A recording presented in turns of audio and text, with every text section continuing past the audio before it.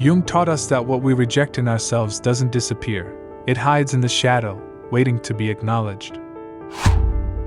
Most people think that ignoring their negative thoughts makes them go away.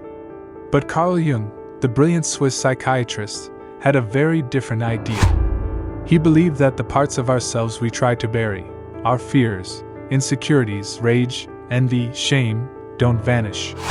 They just move somewhere we can't see them, into what he called the shadow.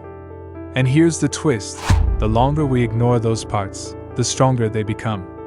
They start showing up in ways we don't expect, in our relationships, our triggers, our dreams. And the only way to stop that cycle is to acknowledge them. The shadow isn't evil. It's not a monster. It's just the stuff we've repressed, often since childhood.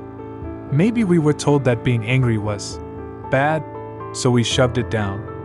Maybe we were told we had to always be strong, so we buried our vulnerability. Over time, all these rejected parts build up in the unconscious. Jung said that the unconscious doesn't forget. It waits. And when those buried parts get triggered, they come out, sometimes explosively. Have you ever had a moment where you reacted way more intensely than the situation deserved? That's likely your shadow talking. It's not that you're irrational.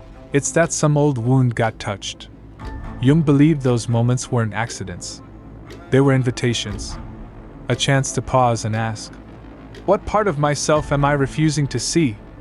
If we never ask that question, we just keep projecting our shadow onto others, blaming the world for what we haven't faced in ourselves. Projection is a huge part of the shadow. Instead of owning our own flaws, we see them in other people. If we rejected our own need for attention, we might call others attention-seeking. If we're ashamed of our own vulnerability, we might mock others for being soft. Jung said, everything that irritates us about others can lead us to an understanding of ourselves. That's a powerful tool. Every time we're triggered, we have the chance to look inward instead of outward. Here's the beautiful part: the shadow doesn't just hold our flaws. It also hides our gifts, talents we've suppressed, passions we were told weren't realistic, even confidence we were too afraid to show. Jung believed that within the shadow is untapped energy, a kind of gold buried in the dark. That's why doing shadow work is so powerful. You're not just healing pain, you're reclaiming power. You're retrieving the lost parts of yourself and making them whole again. So, how do we do shadow work? You don't need to be a therapist. You just need to be honest. Start with your emotional reactions. Ask yourself, what do I judge in others? Or, what triggers me the most? Then dig into why. Maybe someone's arrogance bothers you because you were taught to hide your own pride. Maybe vulnerability in others makes you uncomfortable because you never learned how to express your own. The goal isn't to shame yourself. It's to understand. Jung didn't believe in becoming perfect. He believed in becoming whole. That means accepting all the parts of yourself, not just the ones that look good on social media. It means recognizing that your darkness doesn't make you broken. It makes you human. And when you integrate those parts, you don't just find balance.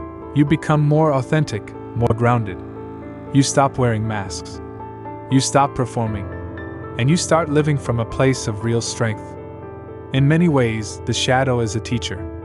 It shows us where we're still hurting. It tells us where we're still hiding.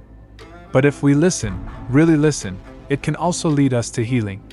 Jung said, one does not become enlightened by imagining figures of light, but by making the darkness conscious.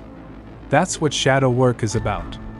Not escaping darkness, but meeting it, sitting with it, and slowly bringing it into the light piece by piece. Think of how many people live their whole lives running from themselves, projecting their pain, avoiding introspection, repeating the same patterns.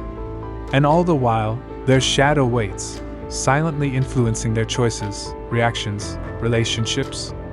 But here's the good news: you don't have to be one of them. You can do the hard work. You can start asking the deeper questions. It won't always be pretty, but it will be real. And real is worth it. So maybe today's the day you start. You stop judging your emotions and start listening to them. You stop pushing away your anger, your fear, your shame, and you get curious instead. Because the shadow isn't here to ruin your life. It's here to complete it. It's not your enemy.